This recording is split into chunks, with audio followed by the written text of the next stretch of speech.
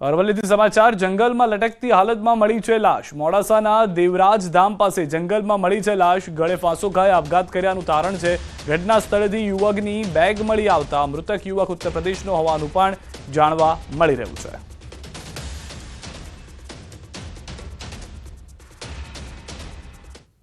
વીરપુર જલારામ બાપા વિશે સ્વામી જ્ઞાન પ્રકાશ દ્વારા કરેલી ટિપ્પણી મામલે વીરપુરના લોકોએ સજ્જડ બંધ પાળી વિરોધ કર્યો હતો। ત્યારે વીરપુર ગાદીપતિ રઘુરામ બાપા દ્વારા ઉદારતા રાખી વેપારીઓને દુકાનો ખોલી નાખવા નિવેદન કર્યું। તેથી ગાદીપતિના ઉદારતા ભર્યા વલણને લઈ વેપારીઓએ બંધ ન પાળતા પોતપોતાની દુકાનો ખોલી નાખી।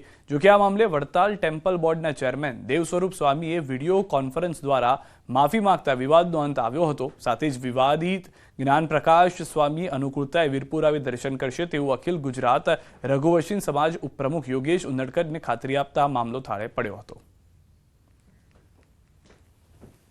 જલારામ બાપાની જગ્યાના ગાદીપતિ પૂજ્ય શ્રી રઘુરામ બાપા અને ભરતભાઈ ચાંદ્રાણી દ્વારા સ્વામીશ્રીએ ક્ષમા માગી લીધી છે।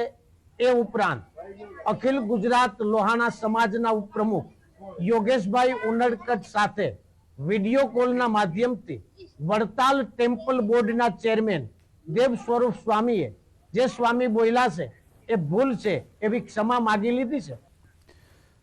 ગુજરાતમાંથી પસાર